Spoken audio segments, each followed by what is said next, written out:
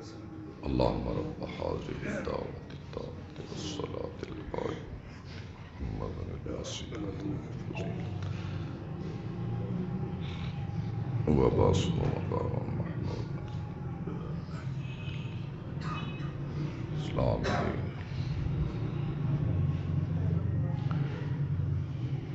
الحمد لله نحمده ونستعينه ونستغفره ونؤمن به ونتوكل عليه ونعوذ بالله من شرور أنفسنا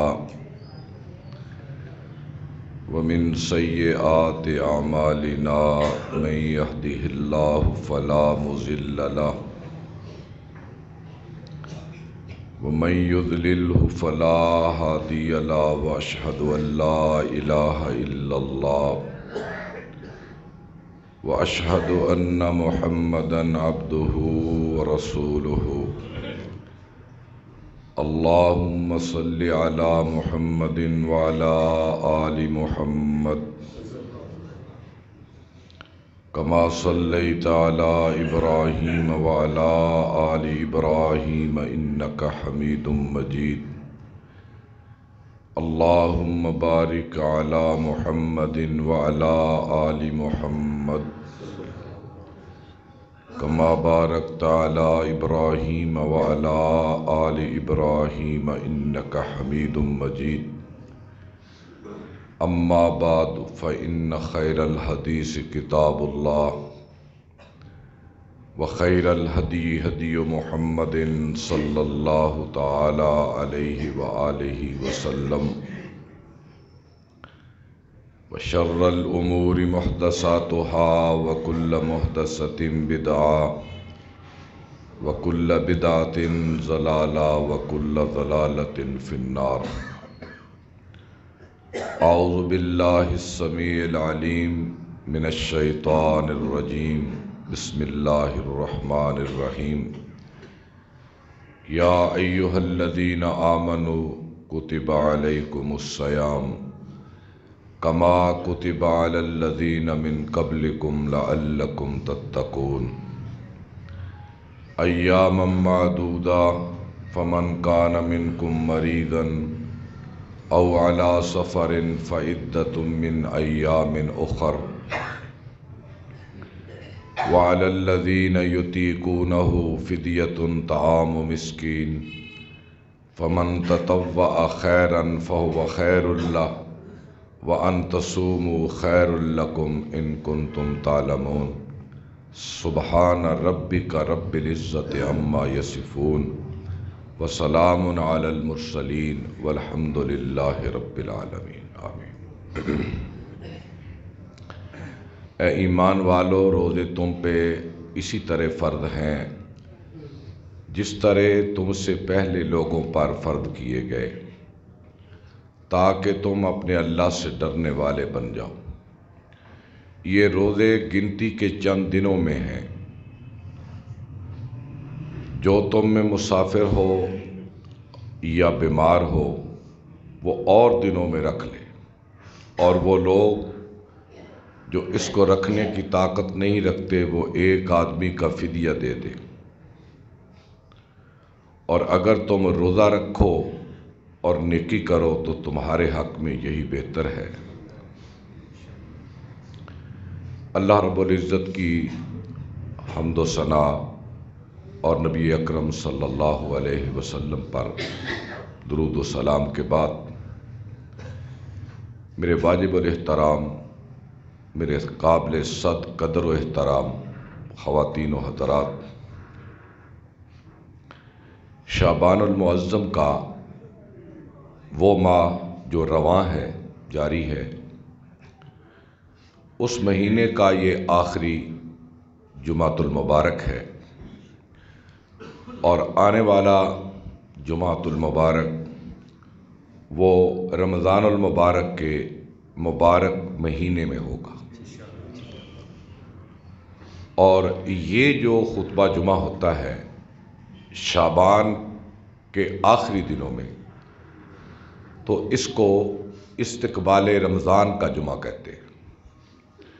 یعنی وہ جمعہ جس میں ہم رمضان کے برکتوں والے مہینے کا استقبال کرتے ہیں، اور حضور صلی اللہ علیہ وسلم نے بھی شعبان کے آخر میں استقبال رمضان کے موضوع پر ایک شاندار خطبہ ارشاد فرمایا، جس خطبے میں آپ نے رمضان کی فرضیت، اس کی فضیلت، اس کی اہمیت اور اس ماہ میں اترنے والی رب العالمین کی فیوز و برکات کا ذکر کیا، اور ساتھ وہ اعمال ذکر کیے جس کا کرنا ایک مسلمان کے لیے نہایت ہی اہم ہے۔ میں تو سمجھتا ہوں کہ یہ بھی ایک پیمانہ ہے کہ جیسے نماز ایک پیمانہ ہے کہ مومن اور منافق میں فرق یہ ہے کہ جب نماز کا وقت آتا ہے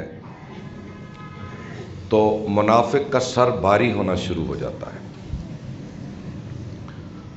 اور وہ مختلف عذر، بہانے، ہیلے تلاش کرتا ہے، شیطان وسوسے ڈال کر اسے دنیاوی کام یاد کرواتا ہے۔ کبھی کہتا ہے کہ تیرے کپڑے پاک نہیں، کبھی کہتا ہے کہ تیری ضرورت اس سے بڑی آگے ہے، آگے چل کے پڑھ لینا، یا مختلف طریقے سے وہ اس کو بہکاتا اور پھسلاتا ہے۔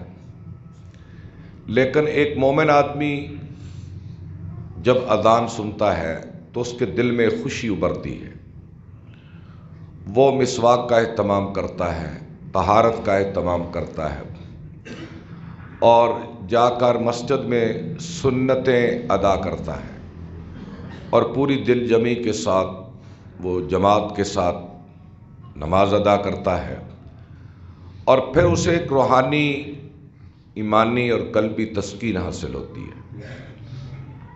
اسی طرح میں سمجھتا ہوں کہ رمضان ایک ایمان کو ناپنے کا پیمانہ ہے یا ترازو ہے جس میں ایمان تولا جا سکتا ہے، کہ جنہی رمضان کے آنے کی باتیں ہوتی ہیں تو ایک مومن کے دل کی راحت بڑھتی ہے، وہ یہ تصور کر کے خوش ہوتا ہے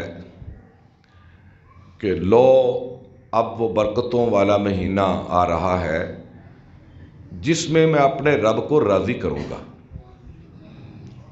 کیونکہ اس ماہ کی رفتار بڑھ جاتی ہے۔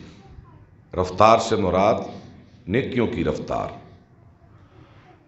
عبادات کی رفتار ایک مومن کی بڑھ جاتی ہے۔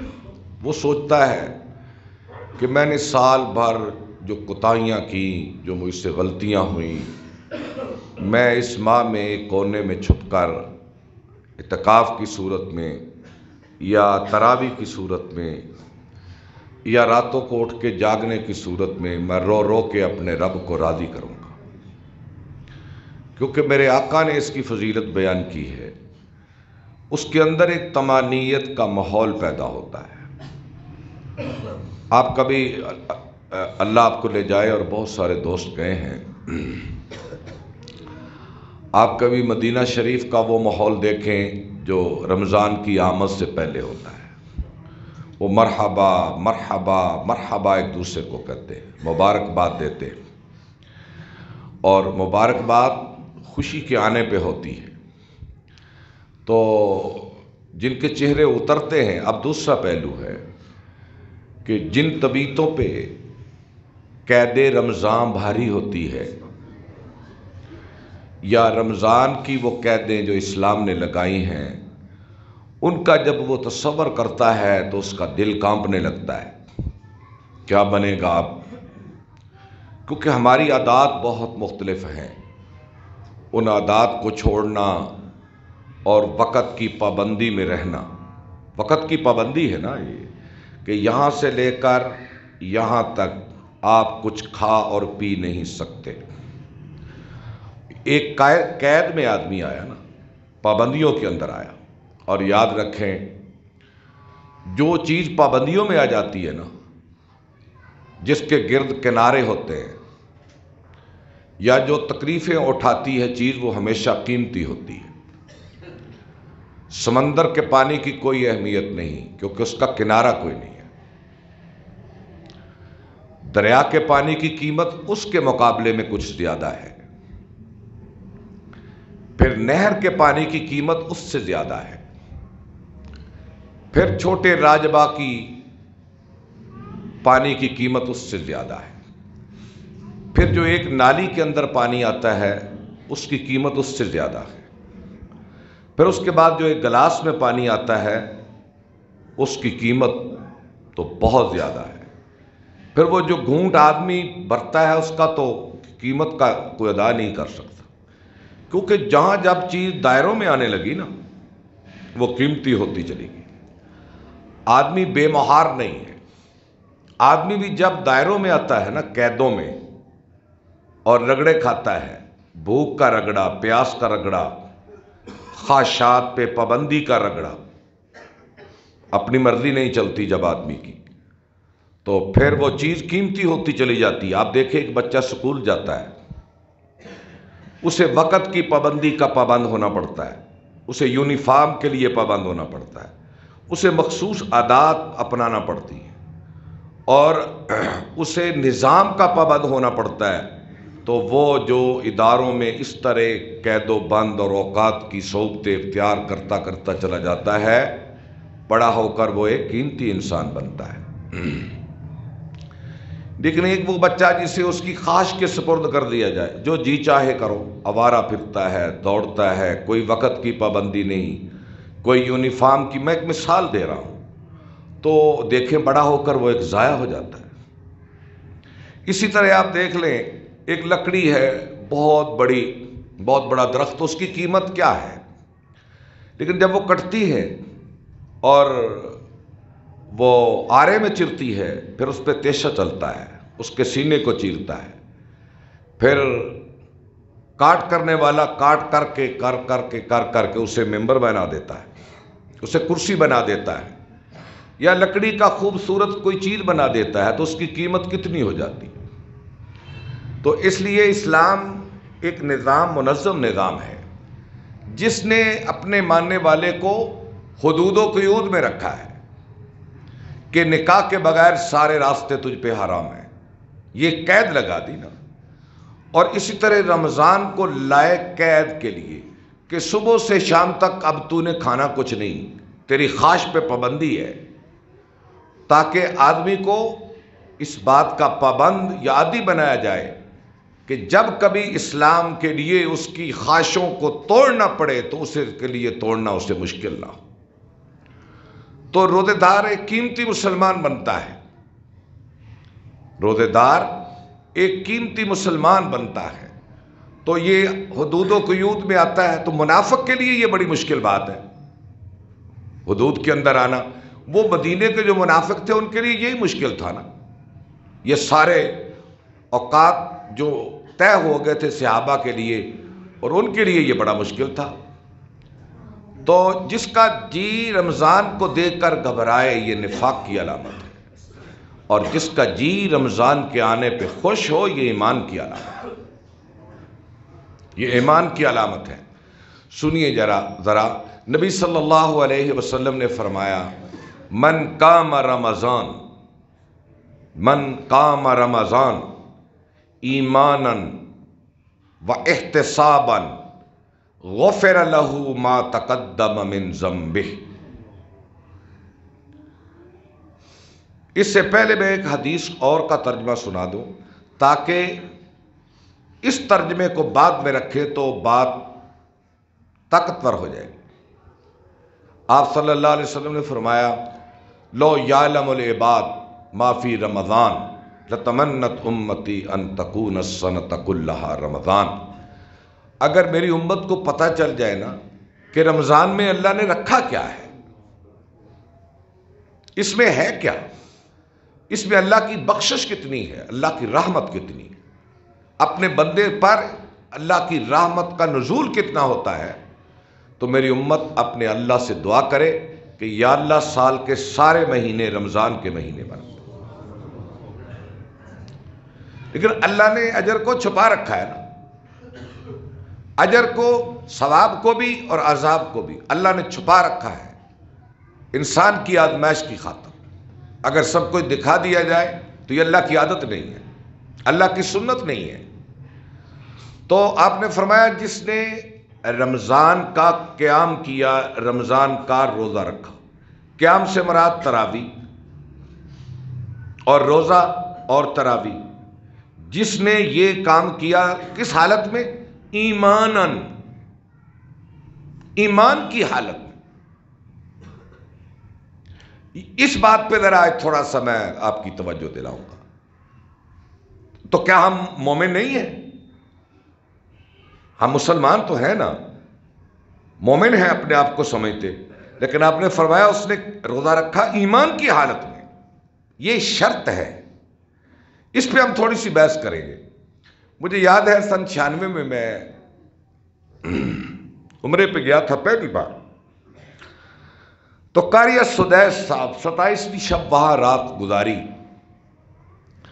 تو ختم قرآن کی وہ بڑی لمبی دعا کرتے ہیں، بڑی لمبی دعا کرتے ہیں، الفاظ ان کے اپنے ہیں، حدیث میں یہ دعا نہیں ہے، لیکن یہ ان کے اپنے الفاظ ہیں، لیکن وہ مجھے آج تک میرے دماغ میں نقش ہیں، اتنے خوبصورت الفاظ تھے۔ انہوں نے اپنی دعا میں یہ دعا کی، اللہم اعد علینا رمضان، اللہم اعد علینا رمضان ونحن فی صحت و ایمان، یہ الفاظ ہیں، سیم الفاظ۔ اے اللہ دوسرا رمضان آگے والا ہمارے اوپر تو لے کر آنا اس حال میں، وَنَحْنُ فِي صِحَّةٍ و ایمان، ہمیں جسمانی صحت بھی ہماری اس وقت ہو اور ہماری ایمانی صحت بھی ہو، ہماری جسمانی صحت بھی ہو اور ہماری ایمانی صحت بھی ہو۔ یاد رکھے آدمی میں ایمان جتنا بھی اعلیٰ درجے کا ہو، صحت نہیں تو وہ عبادت نہیں کر سکتا، بیمار ہے، متقی ہے، پرہیزگار ہے، روزہ نہیں رکھ سکتا، تراویح نہیں پڑھ سکتا۔ اچھا صحت مند ہے، تندرست ہے، جوان ہے، ہٹا کٹا ہے، ایمان کی حالت نہیں، عبادت نہیں کر سکتا، توفیق ہی نہیں ملتی اسے۔ آپ بلکہ دیکھیں گے رمضان میں ہٹے کٹے جوان تندرست بازاروں میں کھاتے پھرتے آپ کو نظر آئیں گے، چھپ کے کھاتے، مسجد سے باہر، اور مسجد میں تو زیادہ بوڑھے ہوتے ہیں نا، اب بھی دیکھ لیں زیادہ سفید بالوں والے ہیں، رمضان میں اور سفید بالوں والے آ جائیں گے، اور نماز میں بھی وہی نظر آئیں گے، وہی پرانے بوڑھے، وہی چلتے آ رہے ہیں، اعتکاف میں بھی آپ کو وہی ملیں گے، تراویح میں بھی وہی ملیں گے۔ جوان چلے کہاں جاتے ہیں؟ صحت مند چلے کہاں جاتے ہیں؟ پتہ نہیں کہاں چلے جاتے ہیں۔ اس میں ہم اپنی کمزوری بھی سمجھتے ہیں ممبر و محراب والے، کہ ہم اپنی ذمہ داری کو اس طرح ادا نہیں کر سکے جس طرح ادا کرنے کا حق تھا۔ ہم بھی اعتراف کرتے ہیں، لیکن والدین کو بھی اس بات کا اعتراف کرنا چاہیے۔ اس میں ساتھ کوتاہی والدین کی بھی ہے، ان کی بھی ذمہ داری ہے، صرف مسجد کے مولوی کی ذمہ داری یہ نہیں ہے۔ وہ تو آواز لگا رہا ہے، شاید اس کے اپنے کردار میں کمی ہو کہ آواز مؤثر نہیں ہو رہی، لیکن والدین بھی اس میں ہاتھ نہیں بٹاتے۔ یعنی بچے جوان وہ باہر، بوڑھے مسجد کے اندر، پورا رمضان دیکھیں گے آپ، تو یہ تو اللہ کا بہت بڑا انعام ہے کسی آدمی پر کہ رمضان کا مہینہ آئے اور وہ تندرست ہو، جوان ہو، اور آپ دیکھیں جتنی جتنی بھوک لگتی جاتی ہے نا رمضان میں، اندر کے ایمان کی اور دل کی اور روح کی تازگی اور خوشی بڑھتی چلی جاتی ہے۔ جو آپ نے فرمایا نا روزے دار کو دو خوشیاں ملتی ہیں، ایک افطار کے وقت، ایک قیامت کے دن۔ وہ افطار کے وقت کیا خوشی ہوتی ہے، وہ آپ جب افطاری کا وقت آتا ہے تو کیا خوشی ہوتی ہے، جو قریب وقت آتا چلا جاتا ہے، کھانا آگے پڑا ہوا ہے، پینے کی چیزیں اور بہت سارا سامان پڑا ہوا ہے دسترخوان پہ، لیکن ابھی اجازت نہیں ہے، ابھی حکم نہیں ہے، اور اس کی جو کیفیت ہوتی ہے، آنکھیں جو لذت محسوس کر رہی ہوتی ہے، دل جو لذت محسوس کر رہا ہوتا ہے، دل جو خوشی محسوس کر رہا ہوتا ہے، اللہ کی قسم دنیا کی ساری نعمتیں ایک طرف اور یہ خوشی ایک طرف آ رہی ہوتی ہے۔ شرط یہ ہے کہ دل کے اندر اللہ سے تعلق کی کیفیت موجود، پھر اس خوشی کا مقابلہ نہیں ہوتا، پھر وہ خوشی اللہ کی ذات عالی اپنے بندے کو عطا فرماتی ہے۔ تو اس لیے میرے بھائیوں کہ ایمان کی حالت آپ نے فرمایا، تو خیر وہ دعا سے ادھر چلی گئی بات کہ اللہ ہم میں سے جس کو صحت دی ہے اور رمضان آ گیا ہے، دعا کرے اللہ ہمارے ایمان کو بھی صحت مند بنا دے۔ اب ایمان کیا ہے؟ ایمان کی حالت ہو، ایمان کی حالت یہ ہے کہ آدمی ایک طرف تو ڈر رہا ہو کہ پتہ نہیں کل مر کے کیا بنے گا، پتہ نہیں اللہ معاف کرے گا یا نہیں کرے گا، کہیں میں دوزخ میں نہ چلا جاؤں، اس کا ایندھن نہ بن جاؤں، کہیں قبر کی تاریکی تنہائی میں پھنس نہ جاؤں، اور موت سے لے کر قبر سے لے کر حشر تک پتہ نہیں کتنا سفر ہے، کتنا دورانیہ ہے، اس دورانیے میں کہیں قبر کے عذاب میں پھنس نہ جاؤں اور وہ مجھے تاریکی تنہائی ستائے نہ، اور کہیں اللہ کے عذاب قیامت کے دن مجھے پکڑ نہ لے، میں حساب کے شکنجے میں پھنس نہ جاؤں۔ یہ خوف، یہ کیا ہو؟ یہ خوف کی ایسی کیفیت ہو کہ آدمی کی آنکھیں بھر آئیں، اس کا جسم کانپے۔ سورہ انفال میں اللہ رب العزت نے اس نقشے کو بیان کیا، فرمایا انما المؤمنون، مومن تو وہ ہیں اور ایمان کی کیفیت والے وہ ہیں، انما المؤمنون الذین اذا ذکر اللہ، کہ جب ان کے سامنے اللہ کے عذاب بیان کیے جائے نا، وجلت قلوبہم، ان کے دل ڈرنے لگے، وَإِذَا تُلِيَتْ عَلَيْهِمْ آيَاتُهُ زَادَتْهُمْ إِيمَانًا وَعَلَىٰ رَبِّهِمْ يَتَوَكَّلُونَ، اور جب اللہ کی آیتیں پڑھی جائیں، یہ آیتیں ہیں نا اللہ کی، قیامت کے متعلق، دوزخ، جنت، جہنم، آخرت، عذاب، پہلی قوموں کے تذکرے، یہ سب اللہ کی آیتیں ہیں، جب یہ پڑھی جائیں تو ان کے دل ڈرنے لگے اللہ کے غضب سے۔ یہ حالت ایمان ہے ایک طرف، اور دوسری طرف یہ کیفیت ہو، کوئی بات نہیں، میں نے کلمہ پڑھا ہے محمد عربی کا صلی اللہ علیہ وسلم، میں نے کلمہ پڑھا ہے، میں اللہ کو ایک مانتا ہوں، اور میں رسول پاک صلی اللہ علیہ وسلم کو اللہ کا آخری نبی، بندہ، رسول مانتا ہوں، اور میں نے کوشش بھی پوری کی ہے کہ رمضان آئے تو میں روزے رکھوں، نماز کا وقت ہو تو نماز پڑھوں، حقوق کو ادا کروں، ظلم نہ کروں، زیادتی نہ کروں، اچھے کام تو کر رہا ہوں، کوئی بات نہیں، میرا اللہ مرنے کے بعد مجھ پہ ضرور رحم کرے گا۔ ان دو کیفیتوں کے ساتھ چلنا، اس کو حالت ایمان کہتے ہیں، ان دو حالتوں کے ساتھ چلنا حالت ایمان ہے۔ یا آدمی یہ سمجھے چلو کھانے کے لیے ملے گا تو کچھ نہیں، بازار میں ذلیل بھی بڑے ہوں گے، چلو روزہ رکھ لو، یہ حالت ایمان نہیں ہے، یہ حالت ایمان نہیں ہے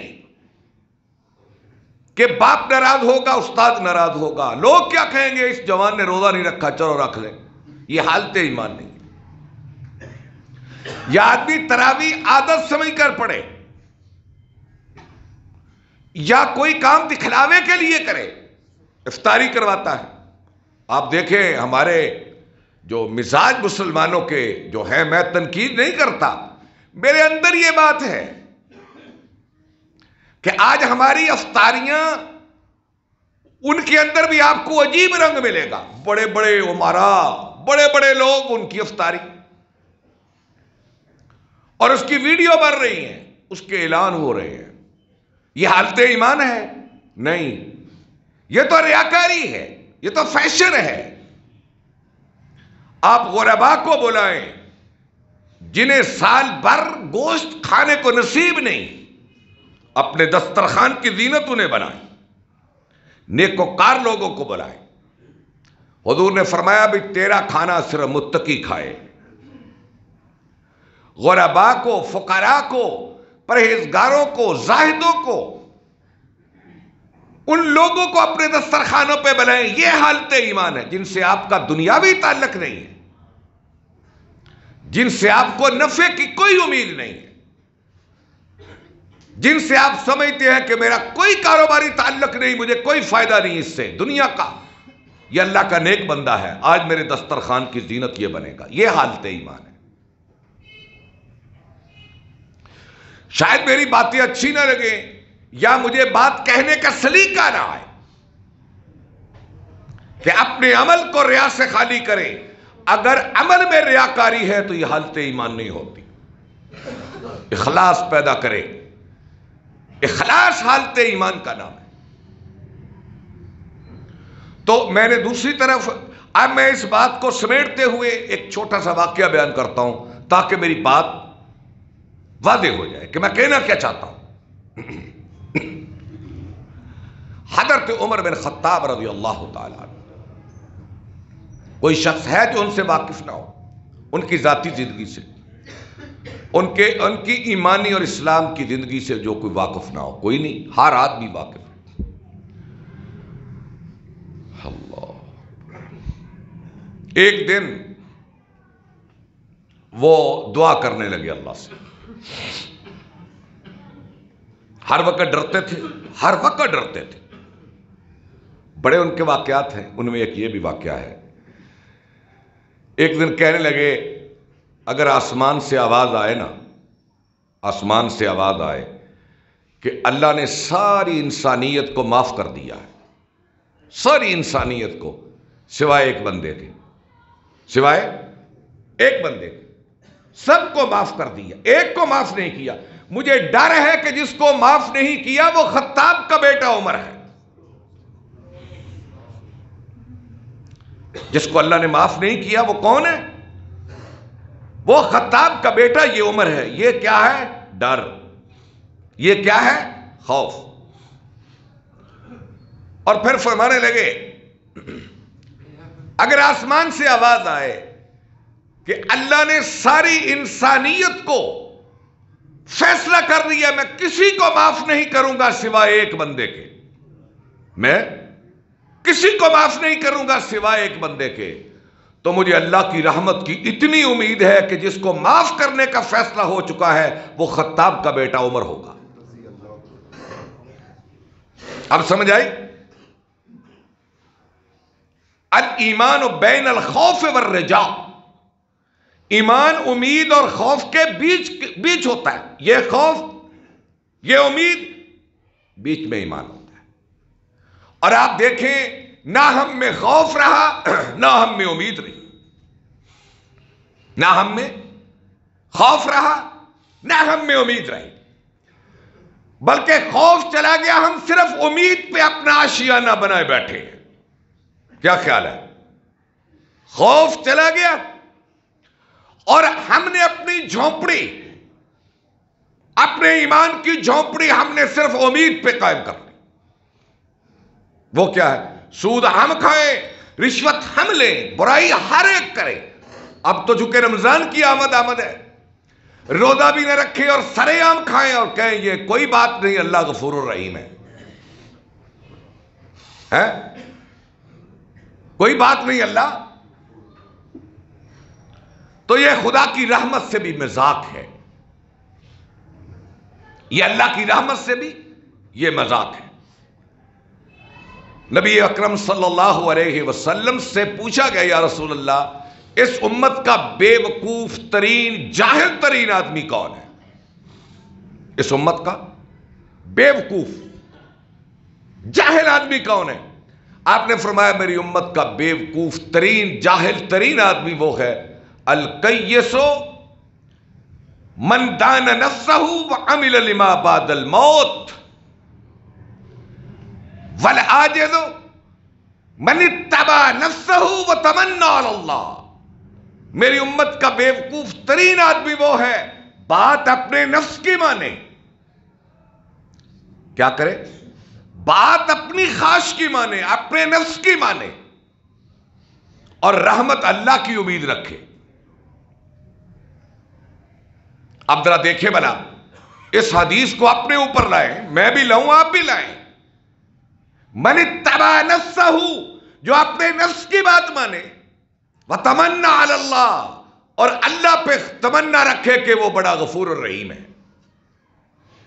یہ اللہ کی رحمت کا مذاق نہیں ہے. ہمارا ایمان آج اس پہ کھڑا ہے، ہمارا ایمان اس پہ کھڑا ہے. وہ حجاج بن یوسف کی طرح کہ لاکھوں صحابہ کو قتل کر دیا. ایک آدمی تیمارداری کے لیے گیا، اس نے کہا بابا بتاؤ کیا ہے، توبہ کر لو، تم نے بڑے قتل کیے ہیں. کہنے لگا چلو مجھے سمجھانے کی ضرورت نہیں ہے، اللہ بڑا غفور الرحیم ہے. اور ہماری طلب رحمت بھی حجاج ابن یوسف کی طرح ہے. تو پھر توبہ کیا ہے؟ پھر لڑائیاں کیا ہے؟ جہاد کیا ہے؟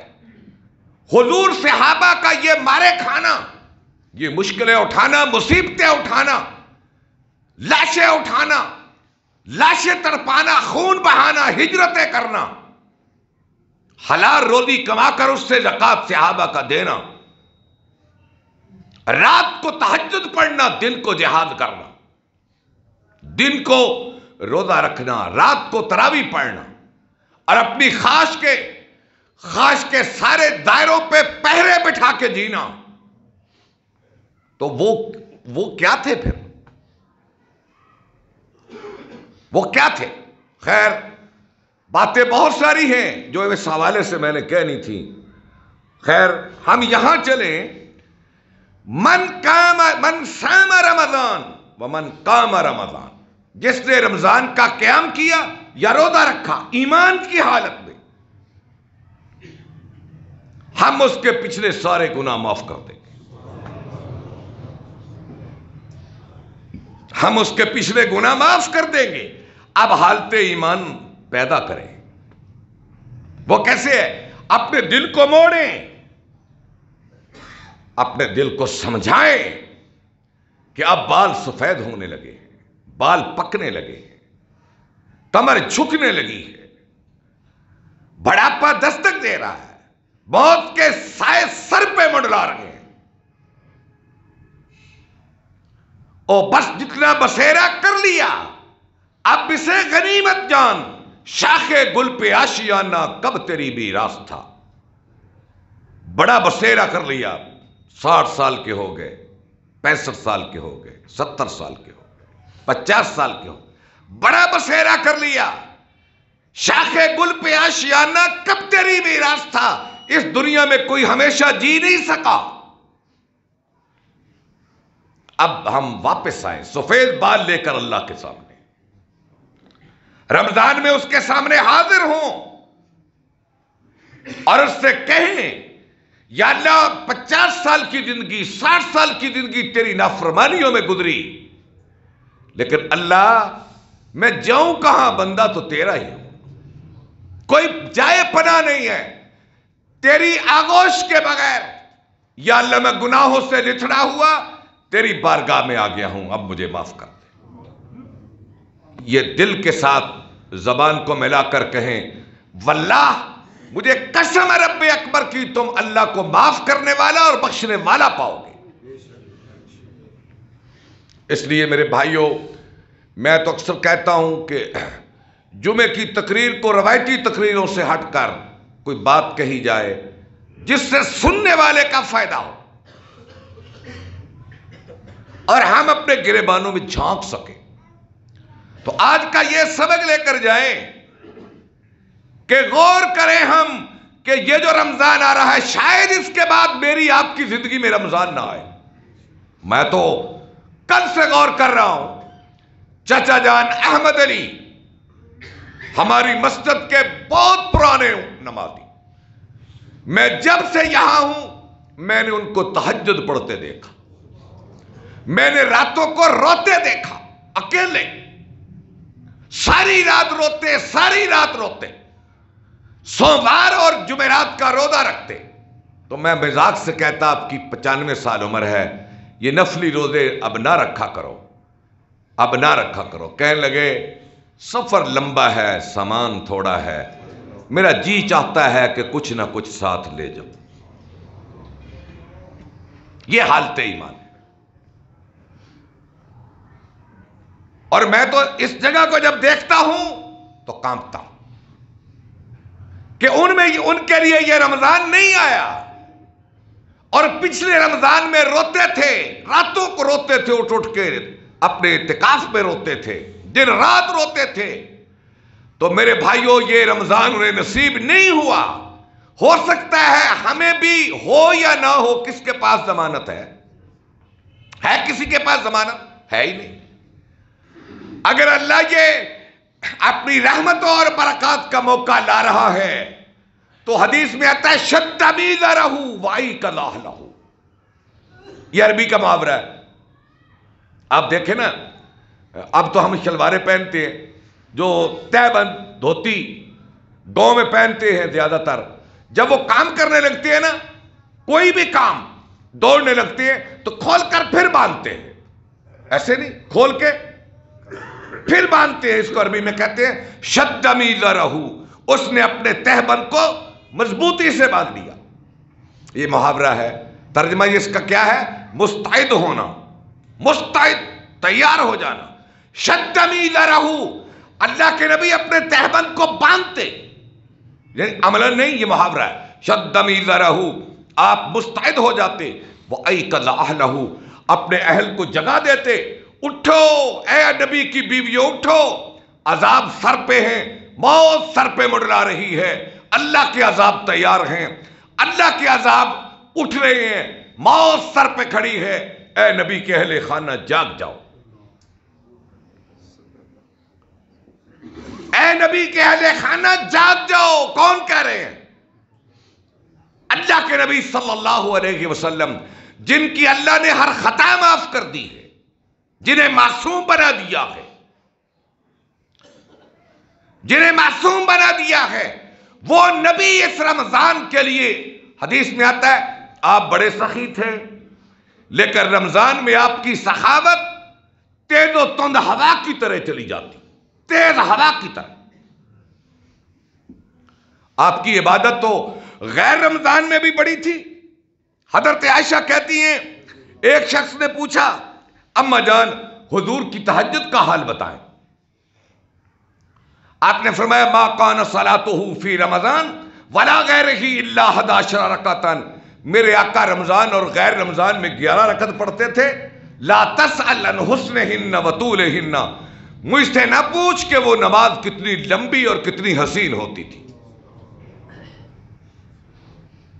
بلکہ آپ نے سنا ہے نا، آپ ایک رکعت میں سورہ بقرہ پڑھ گئے، تہجد کی ایک رکعت میں سورہ بقرہ پڑھ گئے۔ جن کی غیر رمضان میں یہ عبادت تھی، رمضان میں کیسی ہوگی؟ اللہ نے سب کچھ معاف کر دیا انہیں۔ تو اس لیے میرے بھائیوں، وقت بڑا مختصر ہے، جمعے کا نہیں، ہمارا زندگی کا سفر بڑا لمبا گزار کر آ گئے ہیں۔ اب کچھ رک کے سوچیں، پلٹ کے دیکھیں، کیا کھویا کیا پایا۔ حساب اپنے دل میں لگا کر تو دیکھو، قیامت کا دن آ گیا رفتہ رفتہ، توبہ کا دن بدلتے بدلتے ہم نے توبہ کے دن بھی رکھے ہوئے ہیں، اتنی عمر میں کریں گے، اتنی عمر میں کریں گے، اتنی عمر میں یہ کام شروع کریں گے۔ کیا سند ہے میرے اور آپ کے پاس کی عمر کتنی ہے؟ تو یہ میرے بھائیوں، رمضان آ رہا ہے، خود تیار ہوں، اہل خانہ کو جگائیں، بچوں کو لیں، مسجدیں بھریں، روزے رکھیں، زکوٰۃ دیں، خیرات کریں، اللہ سے تعلق جوڑیں۔ موت سر پہ کھڑی ہے، اللہ کے عذاب انتظار میں ہیں۔ اگر اس حالت نفاق میں چلے گئے، اللہ کی بارگاہ میں دعا گو ہوں اے اللہ ہمیں صحت بھی دے، حالت ایمان بھی دے، تاکہ رمضان کی فیوز و برکات سے ہر مسلمان مستفید ہو سکے، تیری رحمتوں سے اپنی جھولیوں کو بھر سکے، اور تجھ سے تعلق قائم کر کے یا اللہ تیرے پسندیدہ بندے بن سکیں۔ وآخر دعوانا ان الحمد للہ رب العالمین۔